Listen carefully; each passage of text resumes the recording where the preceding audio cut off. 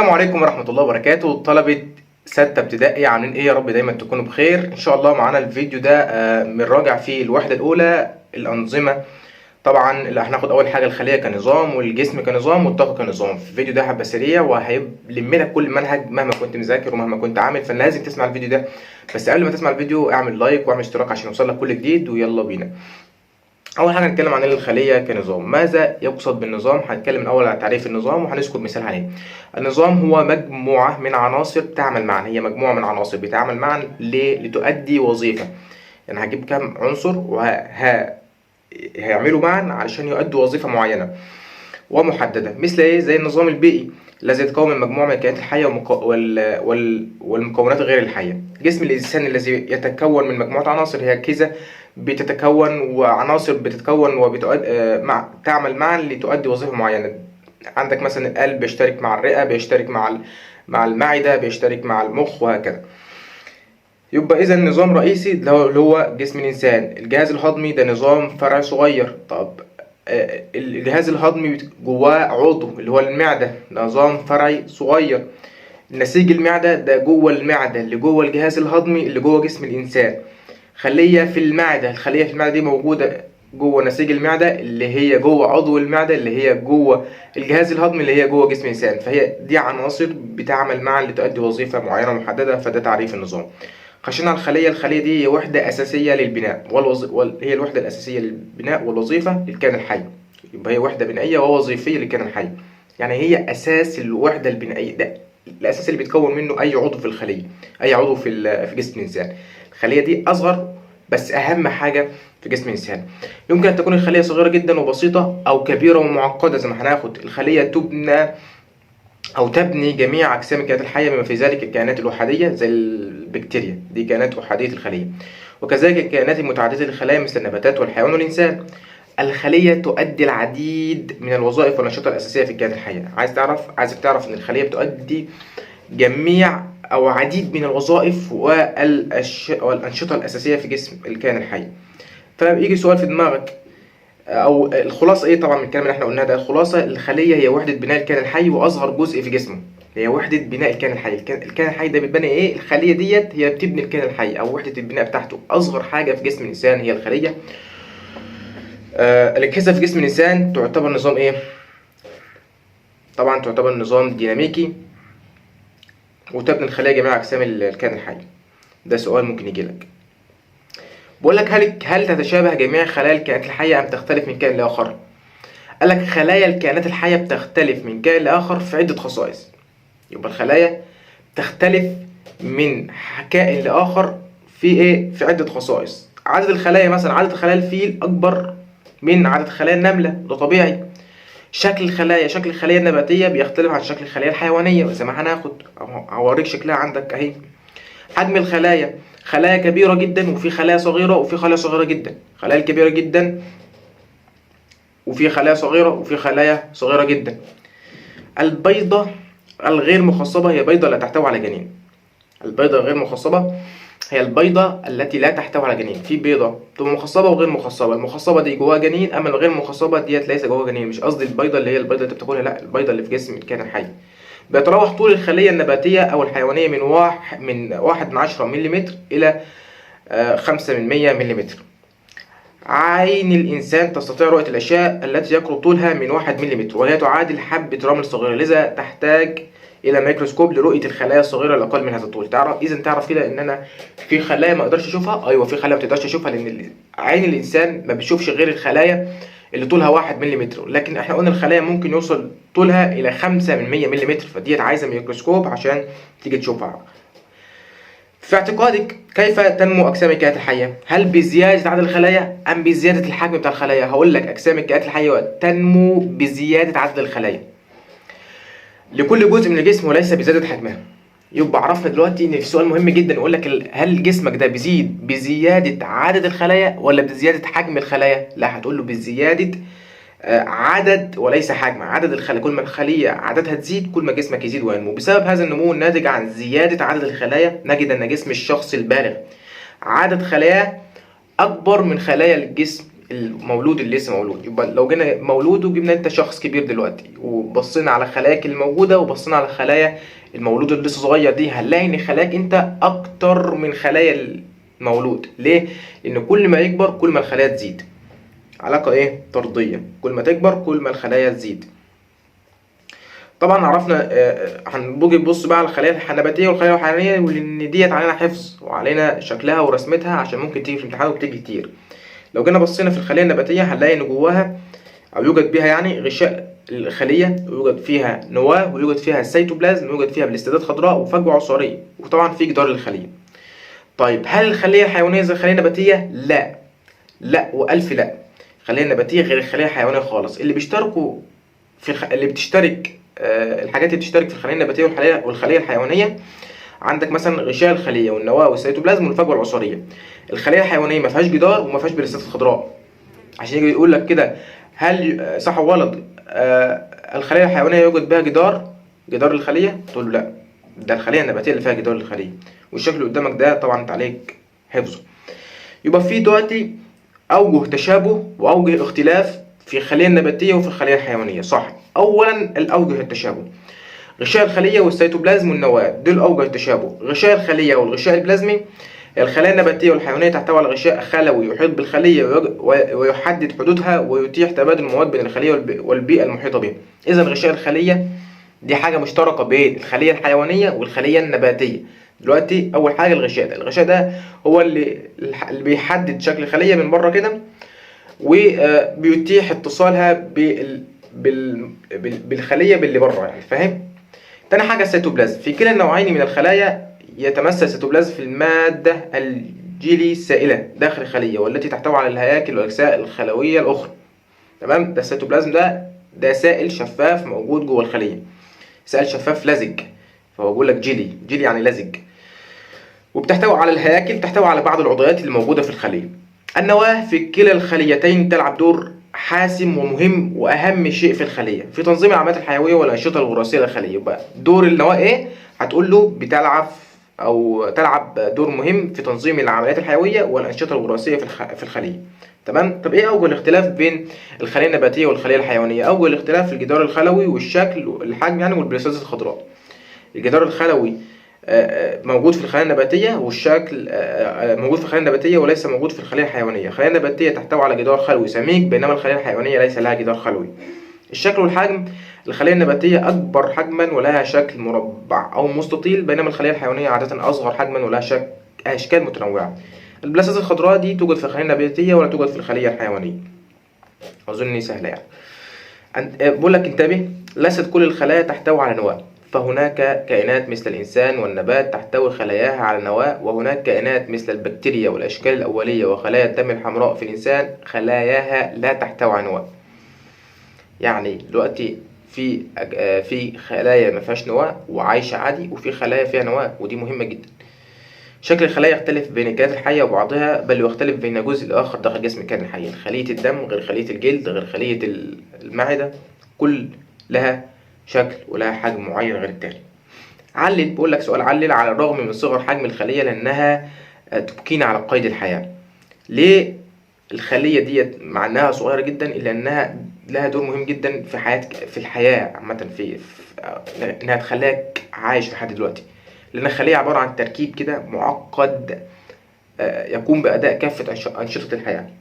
شوف، مع انها صغيره جدا الا انها معقده جدا. سبحان الخالق يعني، والله العظيم الواحد بيتعجب من قدره ربنا سبحانه وتعالى. فقال لك ان الخليه مع انها صغيره جدا الا انها معقده جدا جدا جدا، وبتقوم بجميع الانشطه اللي بيقوم بها جسم الكائن الحي. فيجي يقول لك علل على الرغم من صغر حجمها الا انها تبقين على قيد الحياه. ليه؟ هتقول انها تركيبها معقد جدا وتقوم باداء كافه انشطه الحياه. سؤال بيقول لك هل تتشابه احتياجات الخلية مع احتياجات الكائن الحي حتى تستطيع النمو؟ بيقول لك بالطبع نعم، تتشابه احتياجات الخلية مع احتياجات الكائن الحي حتى تستطيع النمو، لأن الخلية هي وحدة بناء جسم الكائن الحي. الخلية هي وحدة بناء جسم الكائن الحي. الخلية هي وحدة بناء جسم الكائن الحي، اوعى تنساها. هي الوحدة البنائية والوظيفية للكائن الحي، هي اللي بتبني الجسم وهي اللي بتعمل الوظائف اللي محتاجها الجسم الكائن الحي. بقولك الخلية دي محتاجة حاجات عشان تنمو وتقوم بأداء كافة أنشطة الحياة. إيه هي احتياجات الخلية علشان تعمل دورها؟ الطاقة والمية والتخلص من الفضلات. طاقة، مية، تخلص من الفضلات. عايزة طاقة وعايزة مية وعايزة إنك تتخلص من الفضلات. أولا الطاقة، تحتاج الخلية للطاقة لتقوم بوظائفها وده طبيعي، وتحصل عليها من العناصر الغذائية والأكسجين. كل ما بتاكل والهواء ده بيساعد على إن الخلية تقوم بدورها.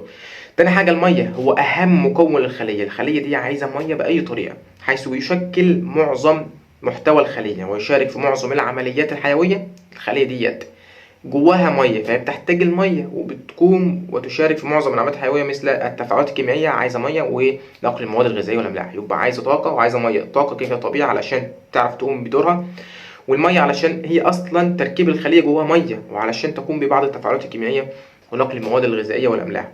التخلص من الفضلات، تحتاج الخلية للتخلص من الفضلات مثل ثاني أكسيد الكربون وبعض المواد الناتجة من عملية الهضم. طب بتخلصه ازاي؟ عن طريق كذا حاجة، عن طريق مثلا العرق، عن طريق التبول والدخول الحمام عامة يعني، فاهم؟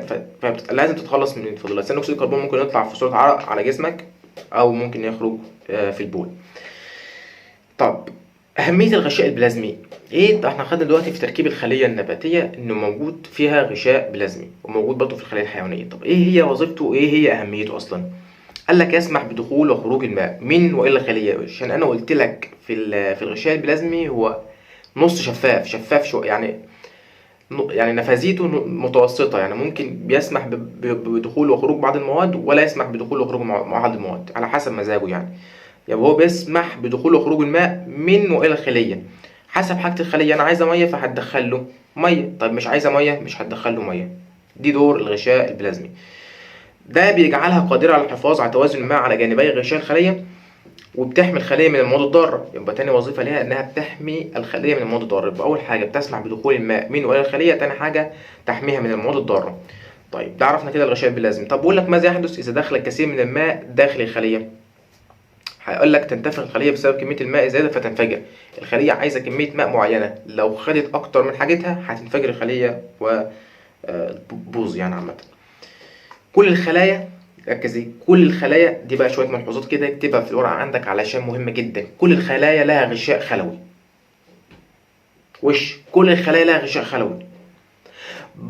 بعض خلايا الكائنات الحية لا تحتوي على نواة مثل خلايا الدم الحمراء في الإنسان والبكتيريا والأشكال الأولية. هتقول له بأول حاجة كل الخلايا يوجد بها غشاء خلوي.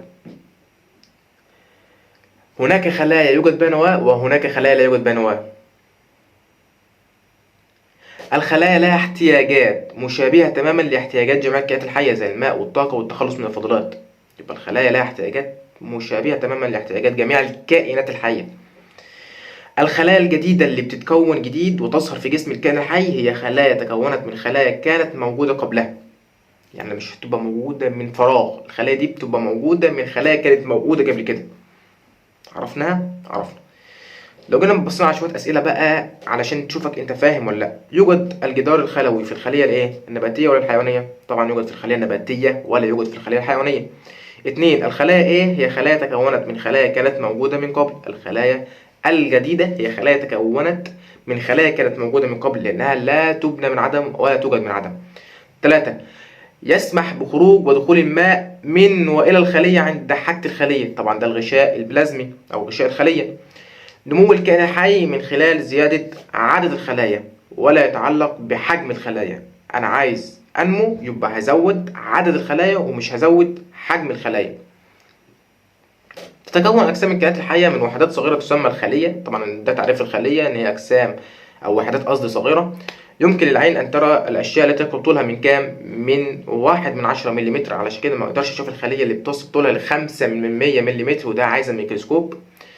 من الكائنات التي تتكون من خلية واحدة طبعا البكتيريا. الإنسان بيتكون من كذا خلية مش خلية واحدة. يتطلب رؤية الخلايا أجهزة خاصة مثل إيه؟ زي الميكروسكوب. الوحدة الأساسية لبناء الحياة على الأرض هي الخلية. الخلية دي وحدة أساسية لبناء الحياة عامة على كوكب الأرض. من الخلايا الصغيرة جدا خلايا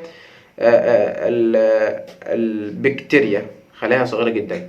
عدد الخلايا في جسم الشخص البالغ أو أكبر من الطفل الصغير. يوجد إيه؟ عشان يجي يقول لك إيه حجم الخلايا في جسم الشخص البالغ، هتقول له تساوي حجم الخلايا في الطفل الصغير. يوجد ايه في الخلية النباتية والحيوانية؟ يوجد طبعا غشاء الخلية في الاثنين. صح وغلط؟ جميع الكائنات الحية تتكون أجسامها من خلايا نباتية.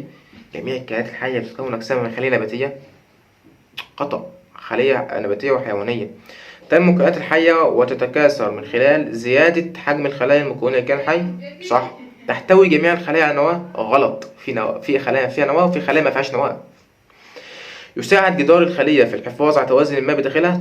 جدار. غلط، الغشاء هو اللي بيساعد على حفظ التوازن الماء. عايزة مية هتدخلك مية، مش عايزة مية مش هتدخلك مية. جميع الخلايا في الكائنات الحية متطابقة. غلط، الخلايا اللي في الجلد غير الخلايا اللي في الدم غير الخلايا اللي في المعدة غير الخلايا اللي في المخ، وهكذا. تحتاج الخلية للماء الذي يدخل إليها عبر غشاء الخلية. صح، بتحتاج لمية وبتحتاج للتخلص من الفضلات وتحتاج من طاقة. تتكون الكائنات الحية من خلية واحدة أو عدة خلايا. الكائنات الحية بتتكون من خلية واحدة أو عدة خلايا. صح. يمكن رؤية جميع الخلايا بالعين المجردة. لا، غلط، مش كلها. في حاجات ممكن تشوفها، في حاجات ممكن ما تشوفهاش، والغالب انك بتشوفه بالميكروسكوب. تحاط مكونات جميع الخلايا بجدار خلوي وغشاء الخلية. مكونات جميع الخلايا بجدار خلوي وغشاء الخلية مش كلها، لا غلط. تساعد الخلية على نمو الكائن الحي. الخلية بتساعد طبعا على نمو الكائن الحي، صح. بقول لك لاحظ الشكل اللي قدامك ده، فالجزء اللي يشير اليه السهم هو ايه؟ ده الجدار الخلوي ولا الغشاء؟ ده اللي بره ده خالص ده الجدار الخلوي ولا غشاء؟ ركز تاني، انا هسيبك. ده اصلا خلية نباتية ولا خلية حيوانية؟ ركز. ده ايه ده؟ مع نفسك، انا اهو هسيبك تفكر. ده خلية حيوانية يا باشا، والسهم اللي مشير اليه ده غشاء الخلية، علشان الخلية الحيوانية ما فيهاش جدار خلوي. يبقى عشان تفهم الاول وتركز تشوف الاول دي خلية حيوانية ولا خلية نباتية، علشان في حاجات موجودة في الخلية النباتية مش موجودة في الخلية الحيوانية. فاللي بره ده غشاء خلوي وليس جدار خلوي. تسمى هذه الخلية بالخلية الحيوانية طبعا. ماذا يحدث إذا دخل كثير من الماء داخل الخلية؟ تنفجر الخلية لدخول كثير من الماء. ما هي الاحتياجات اللي تحتاج الخلية للنمو والقيام بوظيفة؟ محتاجة 3 حاجات: عايزة طاقة وعايزة مية وعايزة تتخلص من الفضلات. الخلية دي تاريخها ايه تاريخ الخلية؟ ومين اكتشف الخلية؟ الخلية طبعا موجودة في جسم الإنسان من أول ما اتولد، لكن أنا بتكلم مين اكتشف الخلية. العالم الإنجليزي روبرت هوك ودوره في تاريخ الخلية. عام 1665 استخدم روبرت هوك الميكروسكوب اليدوي الذي صنعه بنفسه لفحص عينات من كائنات حية. العينات اللي وجدها تتكون من أجزاء صغيرة جدا، وصفها روبرت بأنها تراكيب منتظمة ومعقدة. أطلق على هذه التراكيب المنظمة كخلية، ليكون هو أول من أطلق كلمة خلية على النظام ده، وهو أول من اكتشف الميكروسكوب اليدوي، أو هو الأول اللي اخترع الميكروسكوب اليدوي. إيه أهمية الميكروسكوب وإيه هو تركيبه وهو طريقة استخدامه؟ الميكروسكوب الأول هي أداة، تعريفه أداة تستخدم لتكبير صور الأشياء الدقيقة اللي لا يمكن للعين تصورها. أهميته من خلاله اكتشف العلماء أن جميع الكائنات الحية تتكون من خلايا مهما كانت الكائنات الحية دي صغيرة أم كبيرة. من خلال الميكروسكوب، تاني حاجة أو تاني مهمة ليه، إنه تم اكتشاف الخلية وتم اكتشاف أن الخلية هي الوحدة الأساسية والبنائية للكائنات الحية. من خلاله تم اكتشاف النواة الخلية من خلال فحص العديد من الخلايا النباتية. من خلاله تم اكتشاف وجود كائنات وحيدة الخلية وكائنات عديدة الخلايا. تركيب الميكروسكوب، وطبعا ده عليك. أول حاجة أول ما تبص كده في حاجة اسمها عدسة عينية. اللي تحت العدسة العينية مقبض ضابط كبير. يعني ايه هو اللي كده، فاهم؟ اللي تحت المقبض الضابط الكبير ده مقبض ضابط دقيق. في حاجة بقى واقفة كده تحت الميكروسكوب اسمه مثبت الشريحة. طب اللي فوق المثبت الشريحة دي اسطوانة تقدر تبص منها، وعدسة شيئية غير العدسة العينية. العدسة العينية اللي فوق والعدسة الشيئية تحتها، وفي طبعا المنصة وفي مرآة وفي قاعدة الميكروسكوب. ده كان تركيب الميكروسكوب. استخدام الميكروسكوب في فحص الخلايا النباتية والحيوانية. في طبعا ده تجربة، مش عايزك تعرف هنا غير الاستنتاج والملاحظة. عايزك الملاحظة ان الخلية تختلف شكل الخلية النباتية عن شكل الخلية الحيوانية. الاستنتاج: تتكون أجسام الكائنات الحية من وحدات صغيرة تعرف باسم الخلايا، والخلايا النباتية والخلايا الحيوانية يختلف شكل كل منهما عن الآخر. بقول لك سؤال: كيف يستطيع العلماء فهم الخلايا بشكل أفضل؟ عن طريق أجهزة الميكروسكوب التي تساعدهم على رؤية الأشياء الصغيرة واستخدام المعلومات التي تم التوصيل إليها من أبحاث بعضهم البعض. طب سؤال تاني: لماذا يجب أن يثق الباحثون في نتائج أبحاث بعضهم عند دراسة الخلايا؟ قال لك لأن ثقة الباحثين في نتائج بعضهم البعض مهمة في تحسين فهمهم للخلايا وتجنب تكرار الجهد وإهدار الوقت. يعني مثلا أنا عالم مثلا اكتشفت إن الخلية معقدة والخلية دي جواها نواة. مش هيجي واحد بعدي يروح يكتشف إن الخلية جواها نواة، لا، هو خلاص العالم روبرت هوك فعلا اكتشف إن الخلية فيها نواة، فمش هبذل مجهود ووقت إن أنا اضيع وقتي في ان انا اكتشف ان الخليه فيها نواه، لان العالم مثلا علاء اكتشف ان الخليه جواها نواه. تمام، فلازم هو يثق ويكمل بقى على ده. ليه يجب ان يكون الباحثون مفتحين على الافكار الجديده عن كيفيه عمل الخلايا؟ لان كل فكره جديده يمكن ان تشرح المفاهيم السابقه التي توصل عليها العلماء بشكل افضل. تعالى مثلا ناخد شويه اسئله. استخدم العالم روبرت هوك الميكروسكوب عام امتى؟ عام 1656. اول ما نستخدم كلمه خليه هو العالم روبرت هوك. طبعا ايه هي الوحده الاساسيه للتركيب في كائن حي؟ الخليه. وصف روبرت هوك الاجزاء الصغيره في الخليه بانها تركيب منتظمه. بعد اكتشاف الخليه سمحت اجهزه الميكروسكوب طبعا باكتشافات جديده. تم اكتشاف نواه الخليه بعد فحص على العديد من الخلايا النباتيه. الكائنات التي تتكون من خليه واحده تسمى انظمه بسيطة. أما الكائنات اللي تتكون من أكتر من خلية دي اسمها أنظمة معقدة. جميع تتكون من خلايا مهما كانت صغيرة. جميع الكائنات الحية. سعادة الميكروسكوبات المتطورة على رؤية الأشياء الصغيرة جدا. هو أداة تستخدم تكبير صورة الأشياء؟ ده الميكروسكوب. تظهر العينة بوضوح أكبر عند استخدام العدسة الشيئية. لو عايز أوضح أكتر. تمام، طبعا دي اسئله اهي قدامك دي تحلها. هسيبك تحلها واحده عشان ما نطولش ونخش على مكونات الخليه. يمكننا تقسيم الكائنات الحيه حسب عدد الخلايا لكائنات وحيده الخليه وكائنات عديده الخلايا. في كائنات وحيده الخليه وفي كائنات عديده الخلايا. تمام، اولا كده ناخد الكائنات وحيده الخلايا. هي كائنات بسيطه تتكون من خليه واحده مثل البكتيريا. طب كائنات عديده الخلايا كائنات معقده تتكون من أكثر من خلية زي النباتات والحيوانات والإنسان. تمام.